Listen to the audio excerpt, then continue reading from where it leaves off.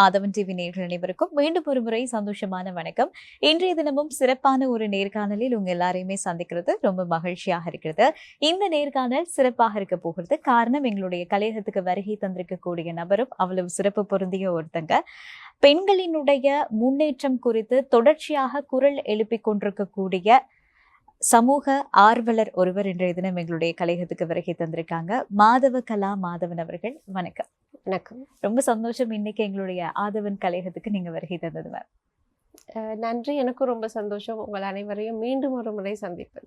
ஆமா, நீங்க எங்களுக்கு பரிச்சயமான முகம் அப்படின்னு சொல்லலாம். எங்களுடைய நேர்களுக்கும் உங்களை தெரிந்திருக்கும். ஆரம்பத்திலேயே ஒரு விஷயத்த நான் சொல்லணும் அப்படின்னு ஆசைப்படுறேன். அதாவது இன்றைய தினம் பெண்களினுடைய தலைமைத்துவம், பெண்களினுடைய பொருளாதாரம், பெண்களினுடைய உரிமைகள் பற்றி நிறைய விஷயங்களை நாங்க பேச போறோம்.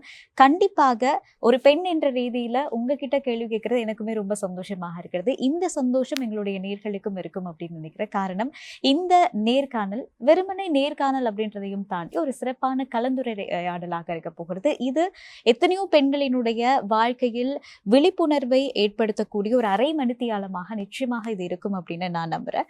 முதலாவதாக இங்கிருந்து ஆரம்பிக்கலாம். அப்படின்னா, பொதுவா இந்த பொருளாதார சுதந்திரம் அப்படின்னு சொல்லுவாங்க, ஃபினான்ஷியல் இண்டிபெண்டன்ஸ் அப்படின்ற ஒரு விஷயம் பெண்களுக்கு எந்த அளவு தூரம் முக்கியமான ஒரு விஷயம். காரணம், ஒரு தனி நபராக இருந்தாலும் சரி அல்லது சமூக ரீதியாக பார்க்கப்பட்டாலும் ஒரு பெண்ணுடைய வாழ்க்கையில என்ன மாதிரியான மாற்றங்களை இந்த பொருளாதார சுதந்திரம் கொண்டு போய் சேர்க்கும்? ஆமாம், கண்டிப்பாக பொருளாதார சுதந்திரம் என்பது ஆணுக்கும் பெண்ணுக்கும் ஒரு வித்தியாசப்பட்ட ஒரு விடயம் அல்ல. அது ஒரு பொதுவான விடயம். இலங்கையின் அரசியலமைப்பில், அதாவது மனித உரிமைகள், தமது அடிப்படை உரிமைகள் என்னும் பொழுது 14வது சரத்துகளில் எல்லாம் காணப்படுகின்றது. அதாவது அது உங்களுக்கே தெரியும், ஒருவர் எந்த இடத்திலும் வாழலாம், அவருக்கு எந்த அச்சுறுத்தல்களும் இல்லாமல் வாழக்கூடிய உரிமை உண்டு. இவ்வாறு நிறைய உரிமைகள் காணப்படும் பட்சத்தில் ஒருவர் தனது தொழிலை தேர்ந்தெடுத்து கொள்வது, அதாவது தமக்கு அதற்கு உரிய தகைமைகள் இருக்கும் பட்சத்தில் அவர் அதனை தேர்ந்தெடுத்து கொள்வது என்பது அவரது அடிப்படை உரிமை.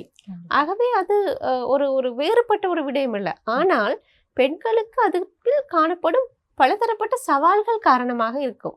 உதாரணமாக எடுத்துக்கொண்டால், பெண்களுக்கு தான் சில பொறுப்புகள் நமது சமுதாயம் வரையறுத்து வைத்திருக்கின்றது. அதுவே ஆண்களுக்கு அது இல்லாத பட்சத்தில் அவர்களது வேலையை அல்லது அவர்களுக்குரிய தொழில் தகைமைகளை, அல்லது ஒரு பழமொழி கூட சொல்வார்கள், அதாவது ஆணுக்கு ஒரு தொழில் தான் ஒரு புருஷ லட்சணம் என்று. அப்போ அவ்வாறான ஒரு சமூக கட்டமைப்பு காணப்படுகின்றபடியால் தான் அது இருக்கின்றதே தவிர, நீங்கள் கூறுவது போல் ஒரு நிதி சுதந்திரம் என்பதே அனைவருக்கும் பொதுவான ஒரு விடயம். பெண்கள் அது இல்லை என்று சொல்ல முடியாது. இன்றைய காலகட்டத்தை நோக்கும் பொழுது பெண்கள் நிதித்துறையில் சுதந்திரம் அடைந்து கொண்டு வரும் ஒரு தரப்பினராகத்தான் காணப்படுகின்றார்கள். கல்வியிலும் சரி, கல்வியில் அவர்கள் அதிகமான ஒரு நிலையை அடைந்துள்ளார்கள் இலங்கையை பொறுத்தவரையில்.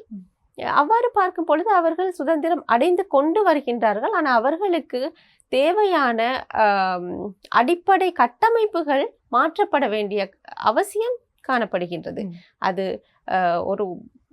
நாம் எடுத்துக்கொண்டால், இப்பொழுது இலங்கையில் 8.4 மொத்த சனத்தொகை 23 மில்லியனில் 8.4 தான் டோட்டல் ஒர்க் ஃபோர்ஸ், அதாவது மொத்த தொழிற்படை. அதிலும் நான் கூறியது போல் அந்த 23 மில்லியனில் 51% பெண்கள், 48% ஆண்கள் இருக்கும் பட்சத்தில் கூட பெண்கள் கிட்டத்தட்ட நான் நினைக்கின்றேன் 31க்கும் 34க்கும் இடைப்பட்ட வீதத்தில் தான் அவர்களது பெண்களின் தொழிற்படை காணப்படுகின்றது. ஆகவே இங்கு 51% காணப்படும் இடத்தில் கூட அவர்கள் தங்களது தேசிய பொருளாதாரத்திற்கு தங்களது பங்களிப்பு என்பதை வெறும் 29% காணப்படுகிறது. ஆகவே இவ்வாறு நோக்கும் பொழுது அவர்கள் உழைக்கும் தன்மை அல்லது அவர்கள் எந்த அளவு நிதி சுதந்திரம் அடைந்துள்ளார்கள் என்பதெல்லாம் ஒரு கேள்விக்குறிதான். உண்மையான ஒரு விஷயம் தான், ஆழமா சொல்லியிருந்தீங்க. இருந்தாலுமே ஒரு கருத்து சமூகத்துல இருக்கிறத மேம் என்ன அப்படின்னா, பொதுவாக இந்த பெண்களுக்கு பொருளாதார சுதந்திரம் இருக்கும் போது இல்ல இது எனக்கு வேண்டாம் அப்படின்னு சொல்லக்கூடிய மறுப்பையும் பிடித்ததை தேர்வு செய்யக்கூடிய ஒரு உரிமையையும் பெற்றுக் கொடுக்கிறது அப்படின்ற ஒரு கருத்து வந்து இருக்கிறது. அதுக்காகவே நிறைய பெண்கள் வந்து வேலைக்கு போகணும் அப்படின்னு ஆசைப்படுவாங்க. பிடிச்ச தொழிலை செய்யணும் அப்படின்னு நினைப்பாங்க. சம்பளத்தை வெறுமனே அந்த பணமாக பார்க்காம தனக்கான ஒரு அங்கீகாரமாக பார்க்கக்கூடிய பெண்கள் நிறைய பேர் இருக்காங்க இல்லையா? அதை பற்றி உங்களுடைய கருத்து? உண்மையில் பொருளாதார சுதந்திரம் அல்லது நிதி சுதந்திரம், ஒரு பெண்ணுக்கான நிதி சுதந்திரம் என்று அதை பார்க்கும் பொழுது அதை நாம் வரைவிலக்கணப்படுத்தலை, அக்யூரேட்டா இதுதான் இது என்று கூற முடியாது. ஆனால் ஏனென்றால் இது சமூக விஞ்ஞானம் தானே. அதனால் இப்படி கூறலாம், ஒரு பெண் நிதி சுதந்திரம் என்பது தனக்கு கிடைக்கக்கூடிய அல்லது தனது கையில் இருக்கக்கூடிய நிதியை அந்த நிதிக்கான முடிவுகளை எடுப்பதில் அவருக்கு காணப்படும் சுதந்திரம். இது இவ்வாறு நம்ம வரையறுக்கலாம். அப்படி ஒன்று காணப்படும் பொழுது ஒரு ஆண் உழைத்து கொண்டு வந்து கொடுக்கும் பணத்தில் அந்த குடும்பத்தை எவ்வாறு கொண்டு செல்வது என்ற முடிவுகள் அவர்கள் எடுப்பார்கள். ஆனால் தனக்கான செலவுகள், தன்னை சார்ந்த விடயங்கள், தனது பெற்றோர்கள், தன்னை சார்ந்த நிறைய விடயங்கள் காணப்படுகின்றது. அல்லது தனது முன்னேற்றத்திற்கான விடயங்கள், தனது அறிவை விரிவுபடுத்திக் கொள்வதற்கான விடயங்கள், இவ்வாறெல்லாம் காணப்படும் பொழுது அந்த சுதந்திரம் அவளுக்கு எவ்வாறு காணப்படுகின்றது, எந்த அளவிற்கு காணப்படுகின்றது என்பது அங்கு அந்த தனிநபரை பொறுத்தவரையில் வேறுபடும். இப்படி பார்க்கும் பொழுது நாம் பெண்கள் தங்கள் வேலைக்கு செல்லும் பட்சத்தில் தான் அந்த பணத்தை அவர்கள் அந்த பணத்தை சார்ந்த முடிவுகளை எடுப்பதற்கு அவர்கள் உரித்துடையவர்களாக காணப்படுகின்றார்கள் இந்த காலகட்டத்தில். என்னை எடுத்தாலும் உங்களை எடுத்தாலும் வேலைக்கு போகும் அனைத்து பெண்களை எடுத்தாலும் எமக்கு கிடைக்க பெறும் அந்த பணத்தில் அடிப்படை தேவைகள் போக அதற்கு பின் நம்ம அதில் ஒரு முடிவுகளை எடுக்கின்றோம். இதில் நாம் முதலீடு செய்வோம், அல்லது இதற்கு நாம் இதனை செலவழிப்போம் பிள்ளைகளுக்காக, அல்லது தன்னை விரிவுபடுத்திக் கொள்வதற்காக, உடற்பயிற்சிக்காக, இவ்வாறு பல்விதமான முடிவுகளை செய்யும் பொழுது, அல்லது சுற்றுலாவிற்காக, அப்படியெல்லாம் ஒரு ஆணுக்கு இருக்கும் சுதந்திரம் ஒரு பெண்ணுக்கு இருப்பதில்லை. அது நிதியில் மட்டுமல்ல, எந்த இடத்தில் பார்த்தாலும், அது தலைமைத்துவத்தில் பெண்கள் காணப்படுகின்றார்கள், தலைவர்களாக, தலைவிகளாக, இவற்றில் எல்லாம் காணப்பட்டால் கூட அவர்களின் முடிவெடுக்கும் சுதந்திரத்தில் தான் அவர்கள் எவ்வாறு வலிமையுடையவர்கள் என்பது அங்கு நிரூபிக்கப்படும். ஆகவே நிதி சுதந்திரம் என்பது அந்த முடிவெடுக்கும் திறன், அந்த முடிவெடுக்கும் தன்மை, அது அந்த பெண்ணுக்கு எந்த அளவு காணப்படுகின்றது. ஒரு பெண்ணுக்கு கண்டிப்பாக அவள் தனது பொருளாதார நிதி நிலைமைகளை சரி செய்து கொள்ளக்கூடிய வகையில் காணப்படுவது மிக அவசியம். அது சமுதாயத்திற்காக மட்டுமல்ல, ஒரு நாட்டிற்காகவும். தமது ஒரு கிராமமோ நகரமோ ஏதோ ஒரு நாட்டில் எடுத்துக்கொண்டால் அவர்களது எந்த அளவிற்கு அவர்கள் அந்த பொருளாதாரத்தில் பங்களிக்கின்றார்கள் என்பது மிக முக்கியமான ஒரு விடயம். தற்பொழுது பார்த்தால் கூட இலங்கையை மட்டும் பார்த்தால் பெண்கள் இல்லாத துறைகள் இல்லை. ஆனால் நீங்கள் பெண்கள் தான் இலங்கை பொருளாதாரத்தில் முதுகெலும்பாக காணப்படுகின்ற பட்சத்திலும் கூட அவர்கள் விவசாயத்தில் பங்கு கொள்கின்றார்கள். அப்பரல் செக்டர், கார்மெண்ட் இண்டஸ்ட்ரி, ஆடை தொழிற்துறையில், அது மட்டுமின்றி பெருந்தோட்ட தொழிற்துறையில், சுற்றுலாத்துறையில், பப்ளிக் சர்வீஸ், பொது அரசாங்க வேலைகளில், இவ்வாறெல்லாம் காணப்படும் இடத்தில் கூட அவர்களுக்கான வெற்றிடம் காணப்பட்டு கொண்டேதான் இருக்கின்றது. 1990களில் 45% பெண் தொழிற்படை காணப்பட்டார்கள் இலங்கையில். ஆனால் 2025 பார்க்கும் பொழுது அது கிட்டத்தட்ட 34%, 32 அந்த இடைப்பட்ட சதவீதமாகத்தான் காணப்படுகின்றது. இது ஒரு பெரும் வீழ்ச்சி. அதாவது அந்த காலத்தில் 90களில் இருந்த அறிவு, அவர்களது முற்போக்கு சிந்தனைகள் எல்லாம் குறைவென்று தான் கூற வேண்டும்.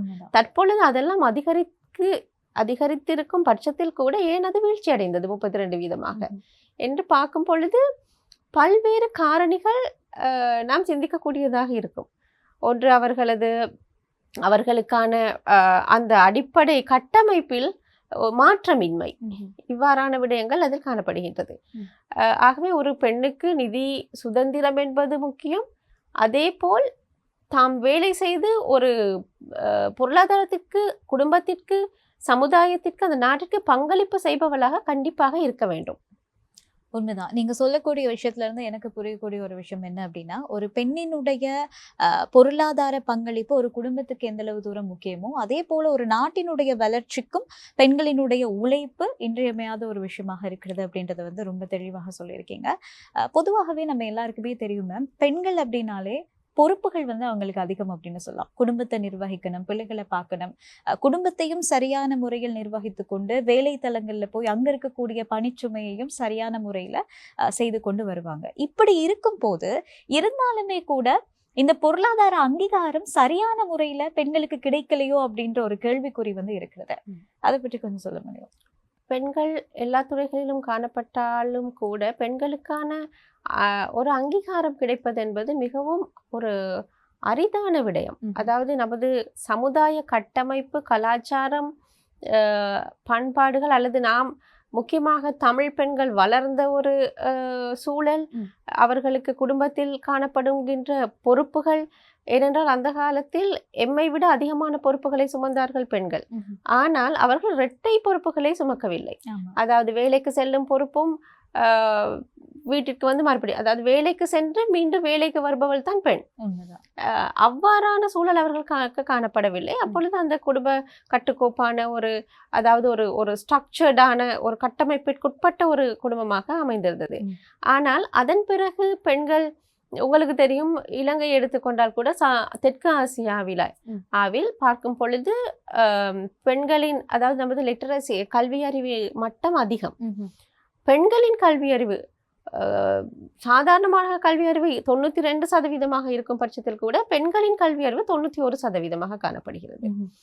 அப்பொழுது பல்கலைக்கழக உயர்கல்வியை படித்த பெண்கள் கிட்டத்தட்ட நினைக்கிறேன் 70% காணப்படுவார்கள். இது அண்மையில் யூனிவர்சிட்டி கிராண்ட் கமிஷனால் செய்யப்பட்ட ஒரு ஆய்வின் அடிப்படையில் வந்த ஒரு தகவல். அதே போல் அவர்கள்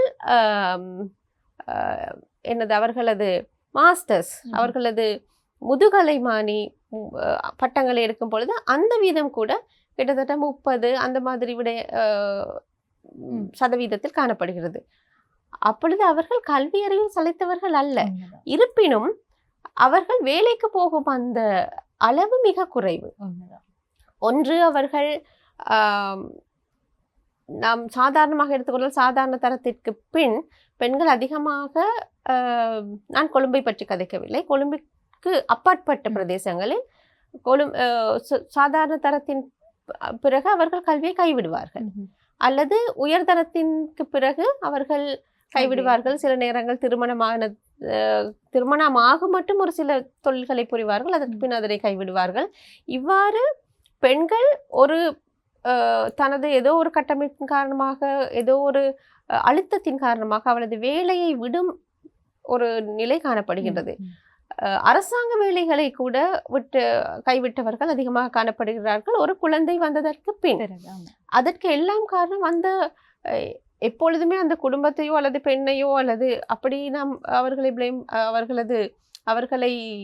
சொல்ல முடியாது. அந்த இப்பொழுது சாதாரண உதாரணமாக பார்த்தால் கூட ஒரு ஆடை தொழிற்சாலைக்கு வேலை செல்லும் பெண் அநேகமாக அங்கு மிகவும் இளமை காலத்தில் தான் அந்த வேலைக்கு செல்வார்கள். அவர்களை வினைத்திறன் அப்பொழுதுதான் கூடியதாக இருக்கும். அந்த நேரங்களில் தான் அந்த நிறுவனங்கள் அவர்களை வேலைக்கு அமர்த்துவார்கள்.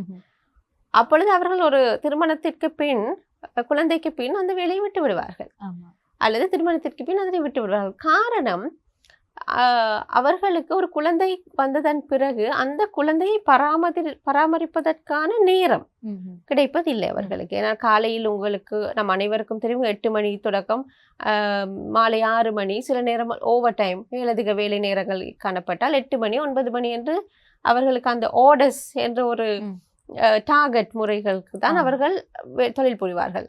அவ்வாறு இருக்கும் பட்சத்தில் இப்பொழுது மேலைத்தேய நாடுகளிலும் கூட இதே நிலைமை தான் காணப்படுகின்றது. ஆனால் அங்கு அவர்களுக்கு சிறுவர் பராமரிப்பு நிலையங்கள் அந்தந்த நிறுவனத்திலே அமைக்கப்படுகின்றது. அதே போல் அவர்களுக்கு தாங்கள் ஒரு மெஷின் ஆபரேட்டராக, இயந்திர இயக்கும் நபராக இருப்பின் அவர்கள் வாழ்நாள் முழுவதும் அந்த குறிப்பிட்ட ஒரு தொழிலில் தான் செய்யக்கூடிய ஒரு நிலை காணப்படுகின்றது. ஆனால் வேறு நாடுகளில் அல்லது அபிவிருத்தி அடைந்த நாடுகளில் பார்க்கும் பொழுது அவர்கள் மெஷின் ஆபரேட்டராகத்தான் இருப்பார்கள். ஆனால் அவர்களை தங்களை அந்த இடத்திலிருந்து அபிவிருத்தி செய்வதற்கான பல வேலை திட்டங்கள் அவர்கள் வைத்திருப்பார்கள். அதாவது ட்ரைனிங் அண்ட் டெவலப்மெண்ட்க்கு கீழ் அது கொண்டு வரப்படும். அவர்கள் சிறு சிறு சிறு விடயங்களில் அவர்கள் மேலதிக தேர்ச்சி பெற்றவர்களாக அவர்கள் மாற்றப்படுவார்கள். அப்பொழுது அவர்களது கொடுப்பனவுகள் அதிகரிக்கப்படும். இவ்வாறான விடயங்களும் கூட இலங்கைக்கு வர வேண்டும். வந்தால் அவர்களும் தங்களது, ஏனென்றால் கோவிட் காலங்களிலும் சரி, மற்ற பொருளாதார நெருக்கடி காலங்களிலும் சரி, ஆடை தொழிற்சாலை தொழிலாளர்கள் தொடர்ந்து வேலை செய்தார்கள். பெருந்தோட்ட தொழிலாளர்கள் தொடர்ந்து வேலை செய்தார்கள். அவர்களை தொற்று பிடிக்கப்படுவதில்லை தெரியவில்லை, ஆனால் அவர்கள் வேலை செய்தார்கள். காரணம், அவர்கள் அத்தியாவசிய தொழிலாக அது பிரகடனப்படுத்தப்பட்டது. அப்பொழுது இவ்வாறு காணப்படும் இடத்தில் பெண்களுக்கு அவர்கள் வேலை செய்வதற்கும் அவர்கள் நிதி நிலைமைகளில் அவர்கள் முன்னேற்றம் அடைவதற்கும் சமுதாய ரீதியான அல்லது அந்தந்த தொழில் நிறுவனங்கள் அல்லது சட்டம், அரசாங்கம் போன்ற பல பங்குதாரர்கள் இதில் மேலதிக கவனம் செலுத்த வேண்டும். அவர்கள் அதற்கான வழிமுறைகளையும் செயற்படுத்த வேண்டும். ரொம்ப அழகா தெளிவுபடுத்திருந்தீங்க மேம். பொதுவாகவே நம்ம எல்லாருக்குமே தெரியும், நாங்க பேசும்போது கூட பேசியிருந்த விஷயம் என்ன அப்படின்னா, பெண்களுக்கு பொறுப்புகள் அதிகமாக இருக்கிறது. இந்த பொறுப்புகள் அதிகரிக்கும் போது, ஏன்னா நீங்க சொல்லியிருந்தீங்க நிறைய பெண்கள் வந்து திருமணத்துக்கு முன்பதாக வேலை செய்யறாங்க, திருமணத்துக்கு பிறகு வேலையை கைவிடக்கூடிய பெண்கள் ஏராளம், ஒரு குழந்தை பிறப்புக்கு பிறகு வேலையை கைவிடக்கூடிய பெண்கள் அதிகமாக இருக்கிறாங்க. இதுக்கு காரணம் இன்னொன்னு, அவங்களுக்கு வரக்கூடிய ப்ரெஷர். இன்னும் ஒரு விதத்துல நாங்க பார்க்கும்போது மன அழுத்தம் அப்படின்னு கூட சொல்லலாம். அதிகமாக இந்த வேலை செல்லக்கூடிய பெண்களுக்கு மன அழுத்தம் இயல்பாகவே தொற்றிக்கொள்ளும் போது, பொறுப்புகளும் அதிகமாக இருக்கும் போது, ஒரு பெண்ணாக ஒர்க் பிளஸ் லைஃப் இதை எப்படி பேலன்ஸ் பண்ணி கொண்டு போகலாம்? பெண்கள் கையாள வேண்டிய அணுகுமுறைகள் என்னென்ன? பெண்கள் சாதாரணமாகவே மிகவும் தெளிவாக வேலை செய்யக்கூடிய நபர்களாக நாம் அடையாளப்படுத்தவில்லை எமது சமுதாயத்தில். காரணம், அவர்கள் ஒரே நேரத்தில் பல வேலைகளை கையாளக்கூடிய ஒரு நபராக இருக்கும் பட்சத்தில் அவர் எந்த நேரமும் தனது தலையில் ஏதோ ஒன்றை யோசித்துக் கொண்டிருக்கும் நிலைக்கு தள்ளப்படுகிறார். அப்பொழுது அவ்வாறு பார்த்தீர்களானால், இது தற்போது வேலைக்கு செல்லும் பெண், அவள் திருமணமானவளாக இருந்தாலும் ஆகாதவளாக இருந்தாலும் கூட ஒரு சில இயற்கையான அழுத்தங்கள் அவர்கள் பெண்களுக்கு சாதாரணமாகவே காணப்படுகின்றது. அவர்கள் திருமணத்திற்கு முன் அதாவது பள்ளி பருவத்தில் கூட அவர்களுக்கான மாதவிடாய் காலங்களில் அவர்களுக்கு இயற்கையான மன அழுத்தங்கள் காணப்படுவதற்கு வாய்ப்பு இருக்கின்றது. அதே போல் அவ்வாறான காலங்களில் அவர்கள் விளையாட்டுகளில் அல்லது பரீட்சைகளில், கல்வியில் தன்னை அதிகமாக ஈடுபடுத்தி கொள்ள முடியாததனால் ஏற்படும் மன அழுத்தம் காணப்படுகின்றது. அதே போல ஒரு ஆண் பள்ளி மாணவருக்கு கிடைக்கக்கூடிய அந்த பங்களிப்புகள் தனது குடும்பத்தாரிடமிருந்து கிடைக்காத பட்சத்திலும் அவளுக்கு அந்த மன அழுத்தம் காணப்படுகின்றது. அது சிறிய வயதிலிருந்தே அது நம்ம பெண்களுக்கு அந்த மன அழுத்தங்கள் காணப்படுகிறது. வேலைக்கு செல்லும் பொழுது வேலையில் அவள் வேலை என்று ஒன்றை நினைக்கும் பொழுதே அவளுக்கு மன அழுத்தத்திற்கு உள்ளாகின்றாள். ஏனென்றால் அந்த வேலைக்கு செல்லும் பட்சத்தில் முதலில் அவர் வீட்டு வேலைகளை செய்ய வேண்டும். குடும்பத்தார், இது நான் திருமணத்திற்கு முன் குடும்பத்தினருடைய அவர்களது ரிக்வயர்மெண்ட்ஸ், வேண்டுகோள்களை நிறைவேற்ற வேண்டும். அதன் பின் அவள் பப்ளிக் போக்குவரத்தில் பயணம் செய்ய வேண்டும். அங்கிருந்து அவளுக்கான அச்சுறுத்தல்களும் அவளுக்கான தடைகளும் துவங்குகிறது. அதன் பின் ஒரு வேலைக்கு செல்லும் பொழுது அங்கு காணப்படும் அந்த பணியிடத்தில் தற்பொழுது பெண்கள் அதிக அளவான அச்சுறுத்தல்கள், பிரச்சனைகளுக்கு முகம் கொடுத்து கொண்டிருக்கின்றார்கள். அது வெளியில் கதைக்கப்படுவதில்லை, அது வெளியில் அடையாளப்படுத்தப்படுவதில்லை. அவர்களுக்கு ஏற்படும் பிரச்சனைகளை அவர்கள் வீட்டிற்கு மறுபடி வந்து கதைக்கக்கூடிய சூழ்நிலைகள் இல்லை. அநேகமாக நாம் தமிழ் பேசக்கூடிய சமுதாயத்தில் கூட நாம் இதை அதிகமாக கூற வேண்டும். அவ்வாறு இருக்கும் பட்சத்தில் அவர் எல்லாத்தையும் அந்த மறைமுகமாக அல்லது தனக்குள் அடக்கி கொண்டு அடுத்த வேலையை பார்க்க வேண்டும் என்ற நிலைக்கு தள்ளப்படும் பொழுது மன அழுத்தம் சாதாரணமாகவே அவளை தொற்றிக்கொள்ளும். இதுவே திருமணத்திற்கு பின்னரான ஒரு வேலைக்கு செல்லும் பெண்ணை எடுத்துக்கொண்டால், உணவு, பிள்ளைகளின் கல்வி, பிள்ளைகளின் பிள்ளை பராமரிப்பு, குடும்பத்தில் இருக்கும் பெற்றோர்கள் அல்லது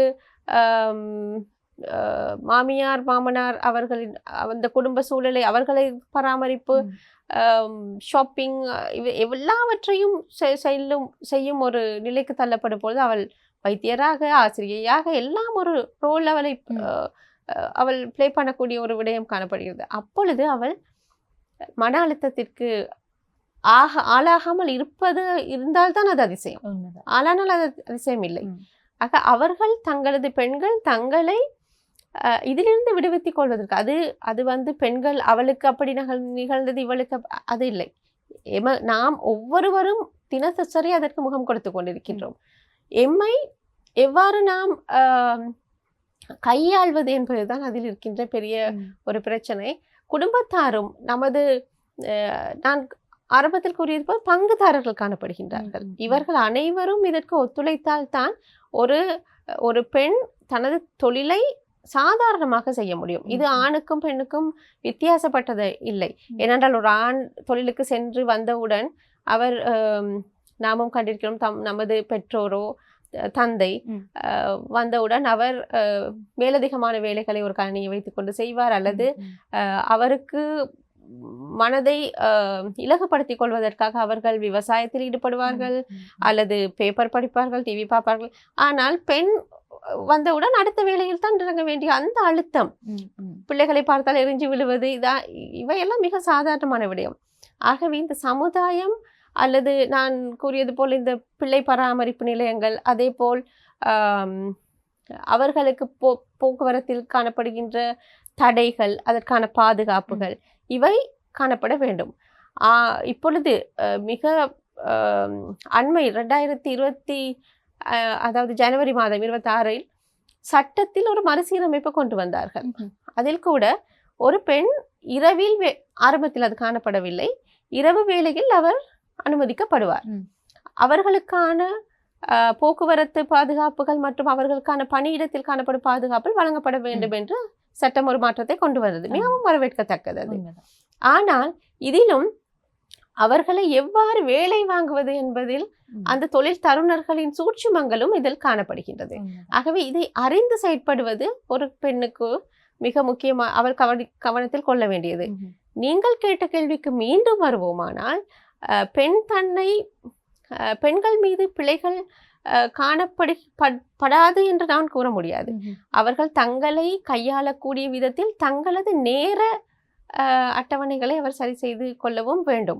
தன்னை பற்றி, தன் பராமரிப்பை பற்றி அவர்கள் சற்று கவனத்தில் கொள்ள வேண்டும். உடற்பயிற்சி, நோயில்லா வாழ்வுக்கு அது அதிகம் முக்கியமாக காணப்படும் இந்த காலகட்டத்தை பொறுத்தவரையில். மற்றது முக்கியமான விடயம், ஒரு பெண் பணியிடத்திற்கு செல்லும் பொழுது நாளுக்கு நாள் அவளை விருத்தி செய்து கொள்ள வேண்டிய கட்டாயத்தில் அவர்கள் காணப்படுகின்றார்கள். ஏனென்றால் இன்றைய காலகட்ட தொழில்நுட்ப வளர்ச்சி ஒவ்வொரு நாளும் அவர்களுக்கு புதிதாக காணப்படுகிறது. இதுவும் கூட ஒரு முக்கிய காரணம், ஏன் அவர்களுக்கு தலைமைத்துவங்கள் வழங்கப்படுவதில்லை, ஏன் அவர்கள் அடுத்த கட்டத்தை நோக்கி செல்வதில்லை. உதாரணமாக பார்த்தால் உங்களுக்கு நம் அனைவருக்குமே ஒரு விடயம், பெண்கள் எல்லா துறைகளிலும் காணப்படுகின்றார்கள். ஆசிரியர் துறையில் அதிகமாக காணப்படுகின்றார்கள், அரசாங்க வேலைகளில் காணப்படுகின்றார்கள், தாதியர் தொழிலில் அதிகமாக காணப்படுகின்றார்கள். ஆனால் அவர்கள் அடுத்த கட்டத்தை நோக்கி செல்லக்கூடிய அந்த மட்டம், அந்த லெவல் மிகவும் குறைவு. காரணம், அவர்கள் தங்களை அதில் கம்ஃபர்ட் ஜோனாக அதை நினைத்துக் கொள்கின்றார்கள். பல்கலைக்கழகத்திற்கு இருந்து வெளிவந்த மாணவர்களின் 50% மேல் சதவீதமானவர்கள் எதிர்பார்ப்பது ஒரு அரசாங்க வேலையை. காரணம், தங்களை ஒரு கம்ஃபர்ட் ஜோனுக்குள் அடக்கிக் கொள்வதற்கு. அவர்கள் அதற்காக மேலதிகமாக அவர்கள் ஒரு மாஸ்டர் செய்வார்களானால் அது அந்த தொழில் பதவிக்காக. ஒரு கையாளும் முறைகள் காணப்படுகிறது அல்லவா? நாம் ஒரு விடயத்தை நீங்கள் ஒரு நிகழ்ச்சி திட்ட அதிகாரியாக காணப்பட்டீர்களானால் உங்களுக்கு தனிப்பட்ட ஸ்ட்ராட்டஜிஸ் காணப்படும், மூலோபாயங்கள் நீங்கள் வகுத்துக் கொள்ள வேண்டும். உங்களது அந்த தொழிலை நீங்கள் எவ்வாறு வேறுபட்ட முறையில் கொண்டு செல்கின்றீர்கள் என்றது, அதில் தான் நீங்கள் அங்கீகாரம் பெற முடியும். ஏனென்றால் இது போட்டி நிரம்பிய ஒரு சூழல். இவ்வாறு காணப்படும் பொழுது எம்மை பராமரித்துக் கொள்வது, எம்மை நாளுக்கு நாள் எமது அறிவை விருத்தி செய்து கொள்வது, எமது மனதை ஒரு நிலையில் சமநிலையில் வைத்துக் கொள்வது, அதே போல் நோயற்ற தன்மையை நாம் அதை வைத்துக் கொள்வது என்பது போன்ற விடயங்களில் பெண்கள் கவனம் செலுத்தினார்களானால் அவர்களுக்கு இவ்வாறான விடயங்களை மிகவும் இலகுவாக கையாள முடியும். ரொம்ப அழகா தெளிவுபடுத்திருந்தீங்க மேம். நீங்க சொல்லும் போது எனக்கு கூட ஒரு விஷயம் ஞாபகம் வருது. பொதுவா பெண்களுக்கு இருக்கக்கூடிய மிக முக்கியமான ஒரு எண்ணம் என்ன அப்படின்னா, நாங்க வந்து ஒரு சூப்பர் வுமனா இருக்கணும் அப்படின்னு வந்து யோசிப்பாங்க. எல்லாத்தையுமே நாங்க மன அழுத்தம் வந்தா கூட அதை எங்களுக்குள்ளேயே பூட்டி வச்சுட்டு நாங்க இருக்கணும் அப்படின்னு நினைப்பாங்க. அதை முதல்ல உடைக்கணும். அந்த சுவரை உடைக்க வேண்டியது ஒரு விஷயம் தான். ஏன்னா எங்களுக்கான நேரத்தை அல்லது எங்களுக்கு பிடித்த விடயங்களை நாங்கள் தெரிவு செய்து கொள்ளும் போதுதான் இந்த மன அழுத்தத்திலிருந்து ஓரளவுக்காவது விடுபட்டு எங்களுடைய வேலைகளை சரியான முறையில செய்ய முடியும் அப்படின்றத தெளிவாக சொல்லியிருந்தீங்க. பொதுவா மேம் நீங்க பேசும்போது ஆரம்பத்திலே சொல்லியிருந்தீங்க மேலை தேயத்துல சில வரவேற்கக்கூடிய நடைமுறைகள் இருக்கிறது. அது எங்களுடைய இலங்கை நாட்டிலையும் வருமாக இருந்தா சிறப்பு அப்படின்றத சொல்லியிருந்தீங்க. குறிப்பா இன்னொரு விஷயம் இருக்கிறது. நான் பார்த்த வரைக்கும் இந்த பெண்கள் குடும்பத்தின் மீது அக்கறை காட்டுறதுக்கும் அல்லது குழந்தைகளை பராமரிப்பதில் கொண்டிருக்கக்கூடிய அந்த ஒரு தன்மைக்கும் ஆண்கள் கொண்டிருக்கக்கூடிய தன்மைக்கும் இடையில மிகப்பெரிய ஒரு வித்தியாசம் இருக்கிறது. நாங்க மன அழுத்தம் பத்தியும் பேசியிருந்தோம். அதோடு தொடர்புபட்டு ஒரு விஷயத்த பேசணுமாக இருந்தால் இந்த ரெஸ்பான்சிபிலிட்டிஸ் இதை வந்து பகிர்ந்து கொள்ளக்கூடிய ஷேர் பண்ணி கொள்ளக்கூடிய தன்மை இலங்கையை பொறுத்த வரைக்கும் எந்த அளவு தூரம் இருக்கிறது? ஆமாம். தாய் ஒரு பிள்ளையை பராமரிப்பதற்கும் தந்தை ஒரு பிள்ளையை பராமரிப்பதற்கும் வித்தியாசங்கள் காணப்படுகின்றது. அது நாம் பார்க்கக்கூடிய ஒரு விடயம். ஆனால் உள்ளுணர்வாக ஒரு தாய்க்கும் தந்தைக்கும் பெரிய வித்தியாசங்கள் காணப்பட முடியாது அல்லவா? ஒரு தாயும் தந்தையும் இணைந்து பெற்றுக்கொள்ளப்பட்ட ஒரு குழந்தைக்கு இவர் 60% அவர் 40% எவ்வாறு பராமரிப்போ அன்பையோ செலுத்த முடியும்? அது நாம் வகுத்து கொண்ட ஒரு விடயம் அல்லது நமது சமுதாயம் நமது தலைக்குள் ஊட்டிய ஒரு விடயம்தான். அவர் பராமரிப்பு, அன்பு, அந்த குழந்தை மீதான அக்கறை எல்லாம் ஒரே அளவாகத்தான் காணப்படுகின்றது. ஆனால் பொறுப்புகள் என்று வரும் இடத்தில் பொறுப்பை தட்டி கழித்து இன்னொருவர் மீது சுமத்துகின்றார்கள். அது ஒரு ஆணாகவும் இருக்கும், சில நேரம் பெண் மீதும் சுமத்தப்படுகின்றது, ஆண்கள் மீதும் சுமத்தப்படுகின்றது. ஆனால் பெரும்பான்மையாக இலங்கையில் பெண்களுக்குரிய அதிக பொறுப்புகள் திணிக்கப்படுகின்றமை அவள் அடுத்த கட்டத்தை நோக்கி நகர்வதற்கான பெரிய முட்டுக்கட்டை. ஆண்கள் தமது பொறுப்பு என்று அதாவது நாம் நிர்ணயித்துக் கொள்வது அவர்கள் நிதி, அதாவது பணத்தை கொண்டு வந்து வீட்டிற்கு கொடுத்து விட்டால் அவர்களது பொறுப்பு முடிந்துவிடும் என்பது. ஆனால் இன்றைய காலகட்டத்தில் இருவரும் வேலை செய்கின்றார்கள். அந்த குடும்பத்திற்கான பொருளாதாரம் இருவராலும் கையாளப்படுகின்றது என்ற பொழுதும் கூட அது குடும்பம் அல்லது பொருளாதாரம், அந்த நிதி, பிள்ளைகளின் கல்வி போன்ற முக்கிய முடிவுகளை யார் எடுக்கின்றார்கள் என்பது ஒரு புறம் இருக்க, அடுத்த விடயம் என்னவென்றால் ஆண்கள் தற்பொழுது இலங்கையை பொறுத்தவரையில் ஆண்கள் ஒரு குறிப்பிட்ட மட்டத்தில் காணப்படுபவர்கள் தங்களது குடும்ப பொறுப்புகளை சரிசமமாக பிரித்து கொண்டு செய்கின்றார்கள். அது பெரும்பான்மை அல்ல. அது மிகவும் மிகவும் சிறிய அளவிலானவர்கள் தான். மற்றவர்கள் அவ்வாறு காணப்படாமைக்கு ஒரு பெரிய காரணம் காணப்படுகின்றது. ஏனென்றால் அந்த கல்வி அறிவு அதிகமாக தான் இவ்வாறான ஒரு நிலைமைக்கு அதாவது கல்வி அறிவு என்று நான் கூறுவது நீங்கள் எடுக்கும் பட்டங்களையோ அல்லது இவை அல்ல. அதாவது தமது அறிவு திறன் அதிகரிக்க புரிந்துணர்வு அதிகமாக வரும், அல்லது ஒரு குடும்பத்தின் மேல் ஏற்படுகின்ற நாட்டம், அதாவது ஒரு நிலையிலிருந்து இன்னொரு நிலைக்கு செல்ல வேண்டும் என்று அந்த குடும்ப உறுப்பினர்கள் ஒன்று கூடி கதைக்கும் பொழுதுதான் அது வரும். இன்று கூட ஒரு ஒரு காணியை, ஒரு லேண்ட் நீங்கள் வாங்குவீர்களானால் அல்லது பெற்றோர் வாங்குவார்களானார் அல்லது உங்கள் கணவர் வாங்குவானால் அது உங்களுடன் எந்த அளவுக்கு கலந்து ஆலோசிக்கப்படுகின்றது. சில நேரம் சொல்லுவார்கள், நான் இந்த இடத்தில் இந்த காணி காணப்படுகின்றது, இதன் விலை இவ்வளவு.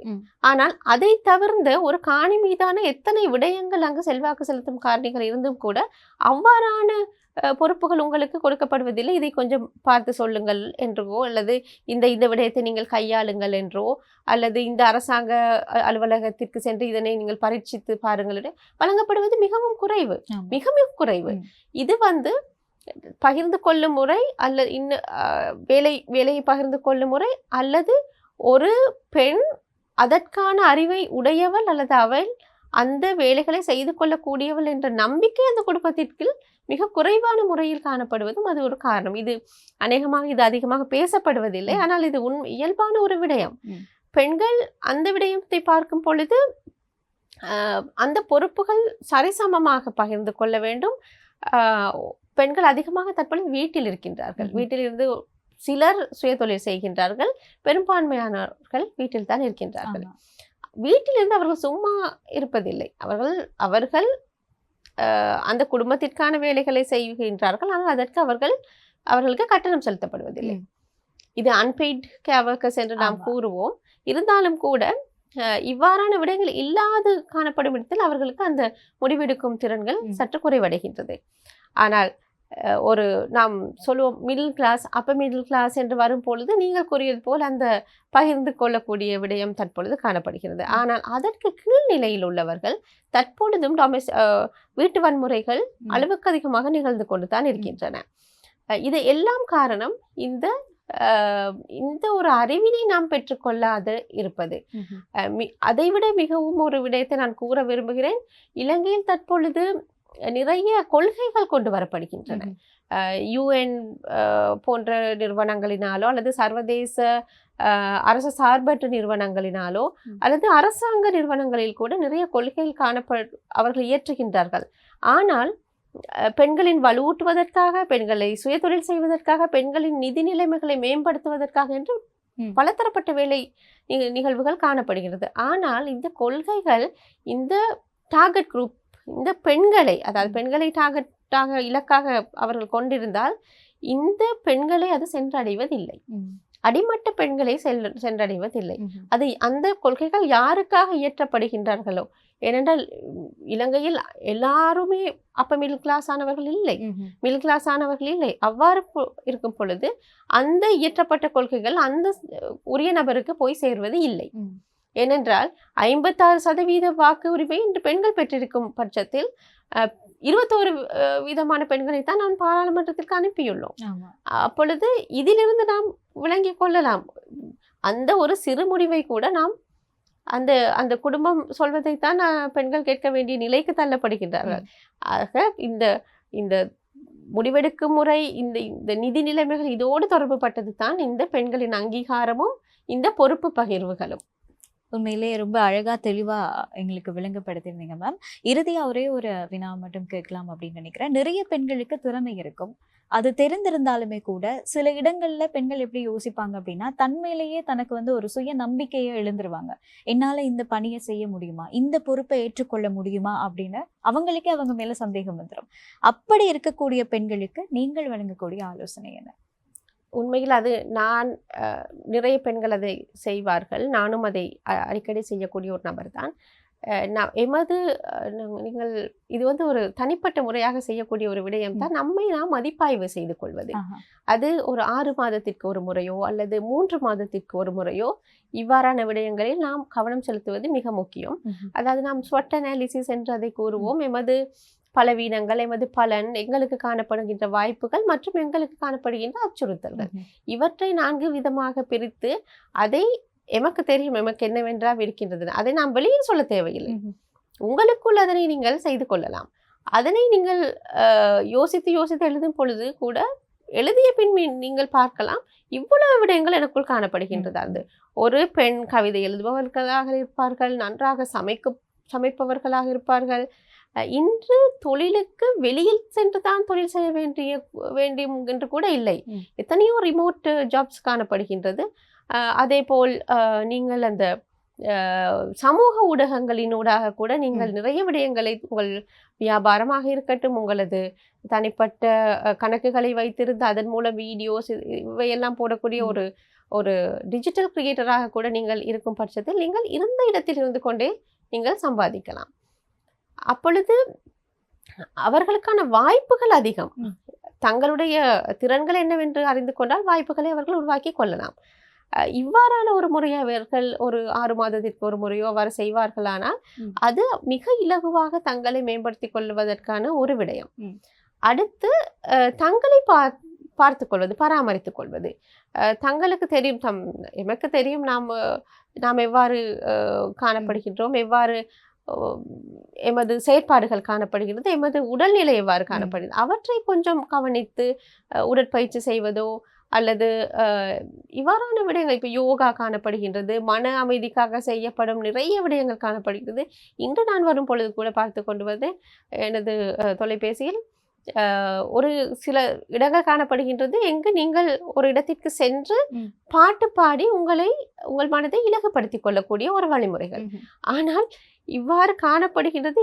இது கேர்ள்ஸ், அதாவது இளவயதினருக்கு தான் அவர்களை அட்ராக்ட் பண்ணுவதற்காக செய்திருந்தாலும் கூட பெரியவர்களுக்கும் அந்த மன அழுத்தம் காணப்படுகின்றது. வீட்டில் இருக்கும் பெண்களுக்கும் அதிகமாக காணப்படுகிறது. இந்த பெண்கள் எவ்வாறு அவற்றை நீக்கிக் கொள்வது? இவர்களுக்கு அங்கு செல்வதற்கு சுதந்திரம் காணப்படுகின்றதா? அவர்கள் தங்களது பொறுப்புகளை வீட்டில் கட்டி வைத்துவிட்டு அவ்வாறான இடங்களுக்கு செல்ல முடியுமா? இதெல்லாம் நாம் கவனிக்கக்கூடிய ஒரு விடயம்தான். ஆகவே தங்களுக்கு ஏற்ற விதத்தில் அதனை மாற்றிக்கொண்டு சில நேரங்கள் குடும்பத்தினரோடு கூட, பிள்ளைகளோடு கூட பாட்டு பாடி அவர்கள் அந்த மனதை இலகுவாக்கி கொள்ளக்கூடிய விடயங்கள் நிறைய காணப்படுகின்றது. அதாவது நமது நாட்டில் இல்லை என்றாலும் கூட வேறு நாடுகளில் பார்க்கும் பொழுது அவர்கள் அந்த முறைக்கு தங்களது தோழிகளுடன் ஒரு சின்ன ஒரு கலந்துரையாடலோ, ஒரு சின்ன ஒரு கெட் டுகெதர் போன்ற விடயங்கள் செய்வது, இது எல்லாம் சிலருக்கு இது ஒரு கேளிக்கையான விடயமாக இருந்தால் கூட இவையெல்லாம் மன அழுத்தத்தை குறைக்கக்கூடிய வழிமுறைகள். உண்மைதான் மேம். மிக அருமையா நீங்க வந்து தெளிவுபடுத்திருந்தீங்க. இதை பார்க்கக்கூடிய எத்தனையோ பெண்களுக்கு நிச்சயமாக அவங்களுடைய வாழ்க்கையில மாற்றத்தை ஏற்படுத்தக்கூடிய ஒரு விஷயமாக இருக்கும். இன்றைய தினம் எங்களுடைய கலையகத்துக்கு வருகை தந்திருந்தாங்க சமூக ஆர்வலர் மாதவகலா மாதவன் அவர்கள். உண்மையிலேயே நிறைய பெண்களினுடைய வாழ்க்கையில் விழிப்புணர்வை ஏற்படுத்தக்கூடிய வகையில் அல்லது அவர்களுக்கு தேவையான ஆலோசனையை வழங்கக்கூடிய வகையில் இந்த கலந்துரையாடல் அமைந்திருந்தது. மிக்க நன்றி. நன்றி, வாய்ப்புக்கு நன்றி.